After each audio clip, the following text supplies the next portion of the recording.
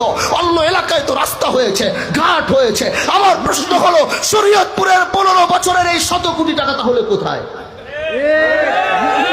বলেন, এই শরীয়তপুরের নামে কি বাজেট হয়নি নাকি দেয়নি? আপনাদের দেয় নেই মনে হয়। আপনাদের নামে কোনো বাজেট হয় না এই দেশে, হয়েছে কিনা বলেন? তাহলে সেই টাকা কোথায়, সেই রাস্তা কোথায়, সেই খাল কোথায়, সেই ব্রিজ কোথায়, কোথায় গেল? এজন্য শরীয়তপুর হচ্ছে হাজী শরীয়তুল্লাহর দেশ। এজন্য আগামীতে তাদেরকে নির্বাচন করবেন, যে যার কাছে গিয়ে আপনার দৌড়াইতে হবে না, যার গাড়ির সামনে থামিয়ে আপনার দুঃখের কথা বলতে হবে না। আপনারা এরকম মানুষকে আগামীতে শরীয়তপুরের জন্য আপনারা নির্বাচন করবেন, যে আপনার কাছে এসে জিজ্ঞাসা করবে, তোমার কি প্রয়োজন, তোমার কি সমস্যা, আমাকে বলো।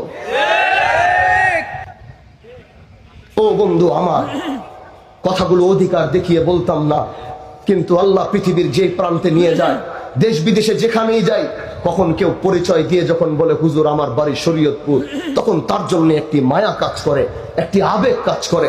কারণ এই শরীয়তপুরের সাথে এক আবেগ জড়িয়ে আছে আমার বংশের। এই শরীয়তপুরের নামের সাথে আমার রক্ত জড়িত।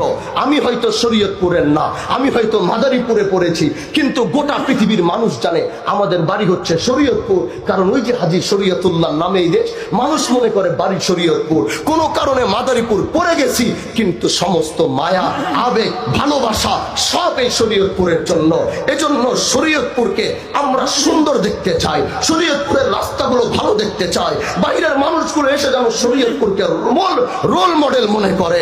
শরীয়তপুর যেন গোটা বাংলাদেশের অন্যতম একটি জেলা হয়। শরীয়তপুর যেন বাংলাদেশের অন্যতম একটি জেলার নাম হয়, যেই জেলায় হাসপাতালের অভাব থাকবে না, যেই জেলায় প্রশাসনিক কোনো সমস্যা থাকবে না, রাস্তাঘাটের সমস্যা থাকবে না, ইলেকট্রিসিটির কোনো সমস্যা থাকবে না।